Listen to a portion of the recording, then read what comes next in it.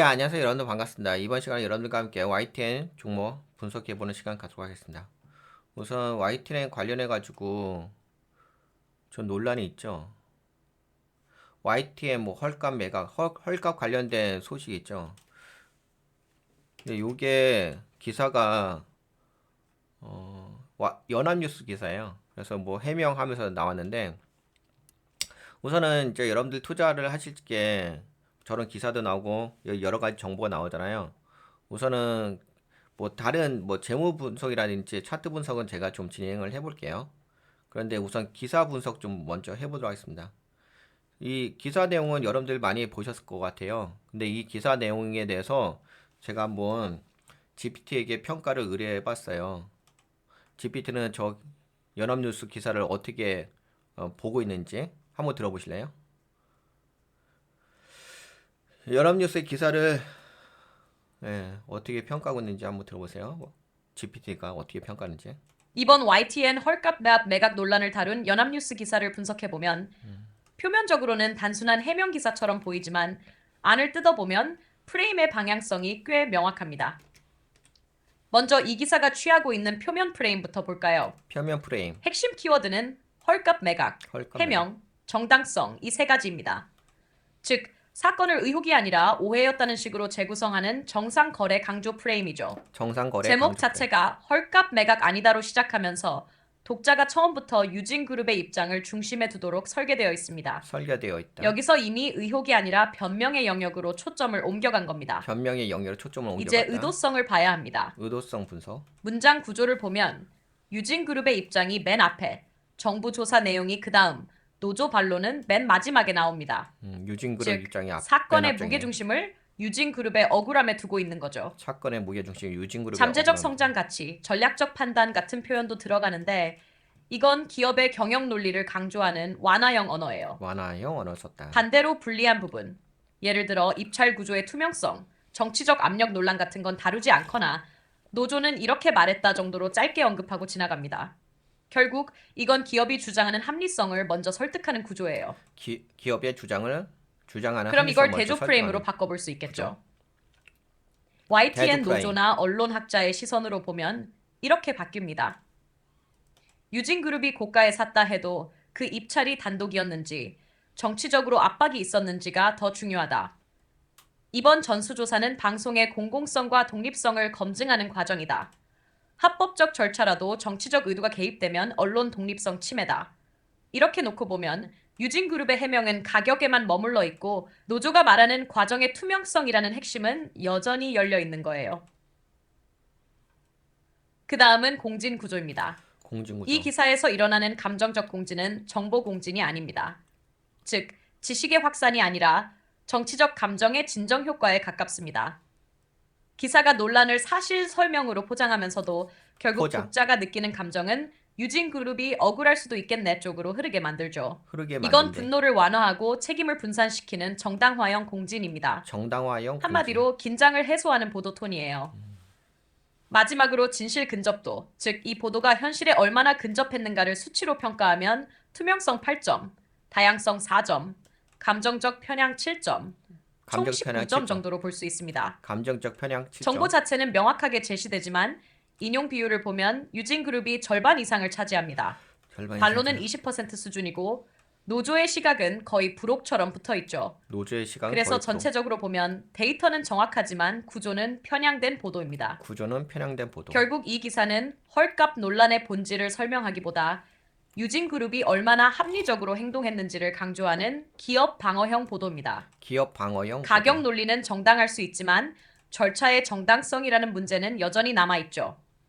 즉, 이 기사는 사실을 전하면서도 기업의 방어 리듬에 동조한 정당화 보도, 정당화 한마디로 보도. 말해 냉정한 설명의 얼굴을 한 따뜻한 변명문으로 읽히는 기사입니다.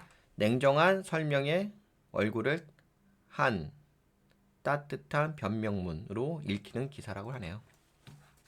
여하튼 간에 뭐 기사는 또 여러분들 각자 나름대로 알아서 해석할 수 있으니까 그건 그렇고, 그럼 YTN에 대해서 한번 제가 한번 분석을 해볼까요? 우선은 기술적 관점으로 분석해 보도록 하겠습니다. 거래량이 많이 들어왔는데 거래량이 많이 들어왔다는 얘기는 여러 가지 관점이 있을 수가 있긴 한데, 내려오고 추세, 그 다음에 돌린 건 있네. 내려오고 거래량은 거래량이 들어온 거는 우선은 긍정적으로 해석할 수 있죠. 하지만 거래량이 들어온 건 긍정적으로 해석할 수 있지만 이게 테마성이냐 그런 게 좀 중요하긴 하겠지. 지금 올라온 가격대가 4천, 이거 한번 표시해 볼게요. 4,565원 어디냐? 뭐 그렇게까지 저항대가 걸리는 자리가 보이질 않는데. 잠깐만, 이게 통으로 돼 있지. 아, 쏘리. K로 없어, K.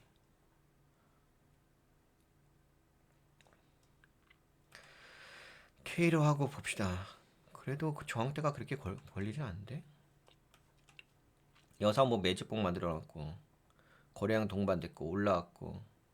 근데 이게 캔들 자체가 지금 현재 당장의 캔들은 매도세가 좀 더 강하죠. 윗꼬리가 길고 아랫꼬리가 짧고, 그리고 바디도 음봉이니까 매도세가 좀 더 강한 캔들입니다. 그러면은 약간 지금 제가 보기에는 N자형 파동이 좀 나올 가능성이 있습니다. 그걸 좀 염두에 두셔야 될 것 같아요. N자형 파동이 좀 나올 수 있겠다. 그러니까 N자형 파동이라는 것은 올라갔다가 빠질 수가 있긴 하겠죠. 그래서 만약에 여기서 지지하고서 뭐 매집 들어가면 다시 올라갈 수도 있긴 하겠는데, 그건 나중에 이야기예요. 우선은 현재로서만 딱 볼게요. 현재로서만 본다면 매도세가 좀 더 강하다. 그렇죠? 그 부분이 있다라는 거 좀 염두에 두시고, 만약에 조정을 주게 된다고 한다면은 2,900원 정도 생각하셔야 될 것 같아요. 2,900원. 밴드 범위를 체크해 볼게요. 2,900원. 우선 여기하고 그 다음에 상단은 3,900원.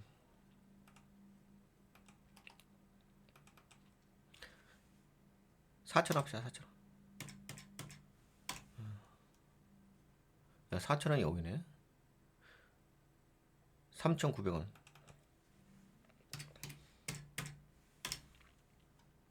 아, 그 여기야? 그러면 우선은 지지 라인에는 좀 이렇게 보셔야 될 것 같아요. 변동성은 이렇게. 만약에 뭐 짧게 움직인다고 한다면은 요 3,900원 라인에서 이렇게 지지를 할 수가 있을 것 같고, 요 라인에서 짧게 움직인다고 한다면. 근데 만약에 크게 움직인다고 한다면 이렇게 빠져버리겠죠. 빠지게 되면은 뭐 2,900원까지도 더 추가적인 하락. 근데 많이 빠지면 빠질수록 다시 반등해서 올라가려고 하는 시간이 좀 오래 걸리긴 하겠죠. 만약에 그냥 3,900원까지만 하락을 한다면은, 그러면 나름대로 이렇게 움직인 다음에 여기 있으니까 올라가고 빠지고 올라가 빠지고 뭐 이렇게 할 수가 있긴 하겠지. 근데 그거는 나중에 봐야 돼요. 네, 그건 나중에 봐야 될 건데, 여하튼 간에 뭐 짧게 보게 되면은 3,900원, 좀 깊게 보게 되면은 2,900원 이렇게. 이 변동성까지 다 고려를 하실 필요가 있긴 하겠죠. 이 추세선도 또 이렇게 아래로 내려가 있으니까 그런 걸 고려하시고, 그 다음에 재무를 한번 봐봅시다.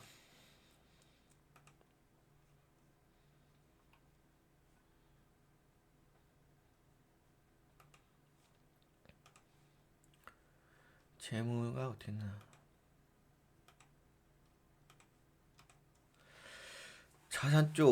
자산 쪽에 단위가 원이죠. 3,479억 원 자산 총계가 3,400. 부채는 그래도 적네. 1,612억 원. 자본이 2,318억 원. 이익잉여금. 근데 이익잉여금은 줄어들었다. 1,078억 원에서 971억 원은 줄어들었어. 자본금이 증가했다? 이런 거는 별로 그렇게 좋은 건 아니죠. 자본금이 증가하는 건 좋은 건 아니죠. 근데 어쩔 수 없는 부분이 있었나 봐요. 뭐 매각 관련된 뭐 여러 가지 이슈, 뭐 지분 관련된 이슈가, 이것도 뭐 자본잉여금은 증가할 수 있는데 자본금이 증가하는 것은 여러 가지 좀 안정성 면에서는 여러 가지 이슈가 있는 거예요. 통상적으로 자본금이 잘 증가를 하지 않죠. 그렇죠? 이런 거 증가하게 되면 이런 거 되게 심각하게 좀 신중하게 보셔야 돼요. 그리고 자본잉여금, 자본잉여금은 뭐 증가할 수 있지. 근데 이 잉여금이 빠졌어. 그래도 자본이 좀 많으니까는 그나마 뭐 괜찮긴 한데. 그다음 매출액 325억 원, 326억 원 매출액 증가. 야씨, 영업이익이 손실이야?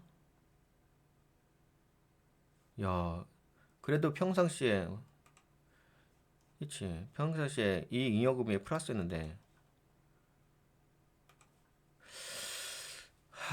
영업이익이 손실이네, 그치? 손실이 오히려 더 증가해. 19억 원에서 이게 100원이니까 19억 원에서 지금 28억 원 증가했다. 야.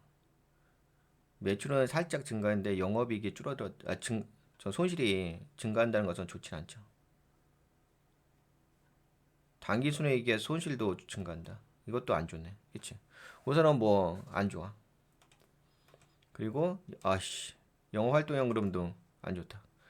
그러면 안 좋다고 하죠. 우선은 재무적인 부분은 안 좋습니다.